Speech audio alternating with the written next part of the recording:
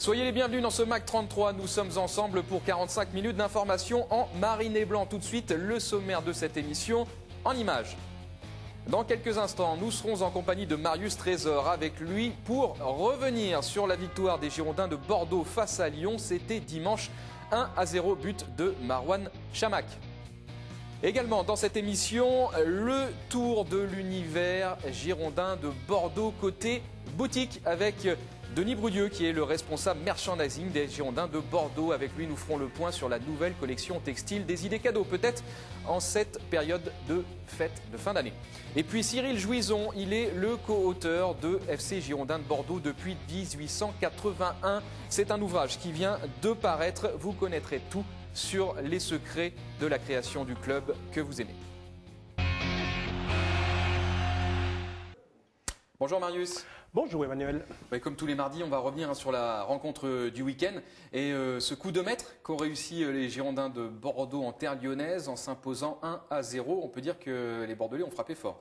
Et oui, ils ont frappé très fort. Tout le monde s'attendait à une réaction de la part de cette équipe lyonnaise, mais je dirais que les Girondins ont joué avec application, en laissant très peu d'espace à Lisandro Lopez. Et en plus, dans l'axe central girondin, il y avait les débuts en championnat d'un garçon que pour l'instant personne ne connaissait. C'est Lamine Sané. C'est vrai qu'il avait affaire à forte partie, mais il s'en est très très bien sorti et la défense a conservé son invincibilité. Ludovic Sané, on va bientôt le connaître et de manière beaucoup plus médiatique parce que ce garçon, on le dit souvent, Marius, réussit de belles prestations avec l'effectif pro quand il fait sa rentrée, que ce soit en match ou à l'occasion des rencontres amicales. Oui, on l'avait vu pour la première fois dans un rôle de numéro 6, c'était à Cap-Breton. À Cap-Breton contre Osasuna, où il avait été très bon pendant les 33 minutes où il avait joué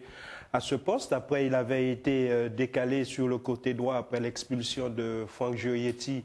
Et là, il avait confirmé. Il y a eu ce match à Niort contre Angers. Après, il y a eu aussi le match contre Nantes, à Saintes. Et surtout, il était rentré un quart d'heure contre le Bayern de Munich au Bayern de Munich et surtout à Haïfa où il a reconstitué l'axe central de Saintes avec Placente et là encore ils n'ont pas encaissé de but et ils ont été très présents. Donc c'est un garçon, je pense, sur lequel Bordeaux peut compter. Voilà, mais il y a un certain nombre de joueurs, pour ne pas dire quasiment les 11 qui ont été au diapason, puisqu'ils ont réussi une belle performance, encore une fois, en allant s'imposer à Lyon, dans un match qui était cadenassé, Marius. Oui, c'est un match très fermé. Il y a eu une grosse bataille au milieu de terrain. Parce que quand on regarde les 90 minutes, Lloris, en première mi-temps, une tête de Marouane Chamakh qu'il va chercher. Carasso n'a pas été mis en difficulté non plus. Je dirais que c'est la très bonne disposition des Girondins au milieu de terrain qui lui ont permis de remporter ce match. Et on s'aperçoit encore que sur l'action du but, ça a été très vite. C'est Jussier qui a le ballon, qui décale sur Tremoulinas, qui centre sur Chamakh, qui dévie sur Gourcuff et qui se débarrasse très facilement de Boumsong pour centrer pour Marouane Chamakh qui met le but. Donc je dirais que Bordeaux a été très très réaliste à Lyon parce que d'habitude Bordeaux a la possession de balle. Mais Bordeaux perd. C'est l'équipe adverse qui gagne. La saison dernière, c'est vrai que Bordeaux avait eu, je crois, 65% de possession de balle à Lyon pour ramener comme point 0.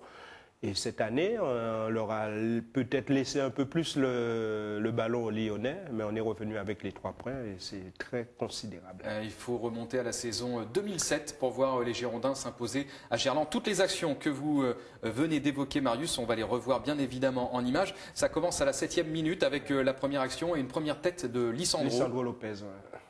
Voilà, ça c'est le centre de Réveillère.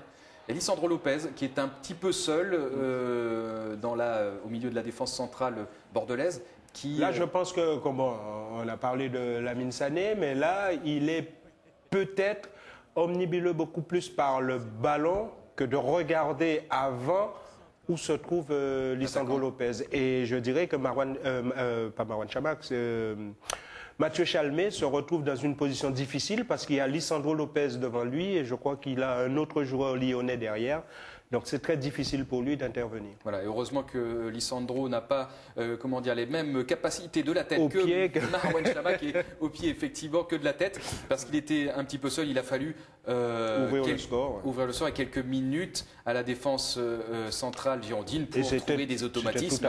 C'était assez naturel. C'était tout à fait normal parce qu'au départ, Sané ne devait pas jouer, c'était Siani qui se blesse au dos, un lumbago à l'échauffement, donc automatiquement Bordeaux apparaît au plus pressé et finalement, à part, je crois qu'il y a eu 2 alertes, c'est tout.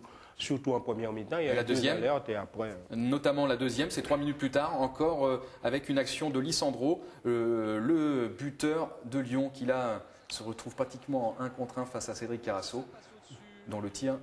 Mais je dirais que c'est son deuxième contrôle. C'est son deuxième contrôle qui est loupé, là. Voilà. Ouais, contrôle de la cuisse. Oui, contrôle de la cuisse. Il pousse le ballon un peu trop loin et après, là, c'est bon. Là, par contre, si le ballon, s'il arrive à garder la maîtrise du ballon, automatiquement, ça aurait pu faire très mal aux Girondins de Bordeaux. Voilà, mais il était pressé par Ludovic Sané. Il faut attendre la 28e minute pour voir la première action assez concrète des Girondins.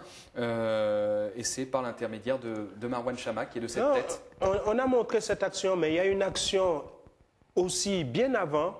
C'est l'action de Wendell. De Wendell, ça c'était quasiment dans la première minute de jeu de la partie. C'est vrai. Je crois que c'était la première action du match. La première action du match. Il contre Chris qui se présente. Après, il loupe sa frappe. Mais c'était la première grosse action de ce match. Et elle était girondine. On jouait depuis 1 minute 30. Effectivement, c'est Geraldo Wendell côté gauche qui tire alors qu'il avait peut-être la possibilité de glisser la balle légèrement au trait pour Marwan Chamakh. Il en a eu 2. Et la deuxième fois, il essaie de mettre il met en retrait, mais trop près du but que Lloris détourne en corner, je crois, le ballon. Alors que s'il met en retrait pour Marwan Chamakh ou Yohan Gourcuff, il y a l'un des deux qui est là, ça peut faire aussi ficelle. Et on va revoir quand même la tête de Marwan Chamakh à la 28e minute qui alerte donc les cages d'Hugo Lloris. On la revoit où il se... Il était un peu loin, c'était un petit peu loin pour pouvoir. Il était un peu loin et je dirais aussi, si au lieu de rabattre le ballon, il essaie de frapper au lieu de rabattre, de laisser le ballon un peu à l'horizontale, je ne sais pas si Lloris l'aurait capté avec il aurait peut-être détourné de facilité. La dernière action de cette première période, elle est à mettre à l'actif des Girondins de Bordeaux à la 45e minute avec une fois encore ce déboulé de Geraldo Wendell côté gauche. D'abord Gourcuff qui donne à Wendell. Wendell, je dirais, se précipite un peu parce qu'il centre de suite alors il peut contrôler son ballon et lever la tête et mettre en retrait sur, voilà, là, pour Gourcuff qui fait l'appel. Voilà. Et Marwan Chamakh, on voit qu'il arrive un peu tard parce qu'au départ, il est avec Boumsong.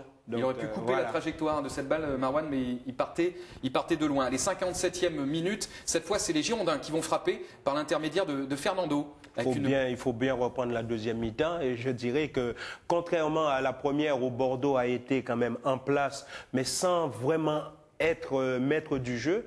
En deuxième mi-temps, on a surtout vu une équipe bordelaise qui a bougé vraiment cette équipe lyonnaise. Ah oui, qui était plus dans son jeu. Ouais. Et là, on voit la frappe de Fernando qui passe à côté des buts de Hugo Lloris, qui de toute façon était sur la trajectoire. Il était sur la trajectoire. 75e minute, c'est une frappe de l'OL, cette fois par l'intermédiaire du jeune Gonalon. De 30 mètres à peu près. Et heureusement que... Le buteur de Liverpool, le jeune lyonnais. Oui, Cédric ne se laisse pas... On va revoir la frappe du jeune Gonalon et Cédric Carasso qui est vraiment sur la trajectoire, mais cette frappe, elle était sèche, elle était en plus, on voit le ballon aussi. Et Cédric ne se laisse pas surprendre, il détourne ce ballon qui est en plus récupéré par les Bordelais, donc c'est bon. Voilà, mais 2 minutes plus tard, les Girondins qui veulent mettre les pendules à l'heure, 67e minute, c'est Marwan Chamakh qui va commencer à s'illustrer, pas commencer, parce qu'il avait déjà en première période a eu une belle action de la tête, mais qui là va commencer aussi à remettre un peu la pression sur Hugo Lloris avec cette frappe. Alors, je pense qu'il aurait pu contrôler. Non, il reprend, il joue première intention.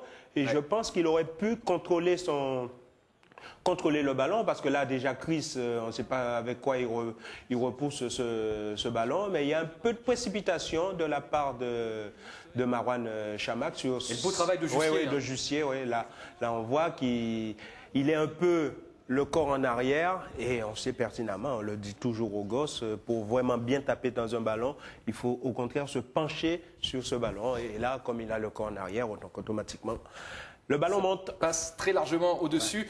Dans quelques minutes plus tard, Marouane Chamakh va se rattraper. Remettre les pendules à l'heure. Mais juste avant de voir le but, on va retrouver Olivier Faure et Olivier Paulin. Oui, Emmanuel, nous sommes dans le centre d'entraînement avec Johan Gourcuff. Bonjour Johan. Bonjour.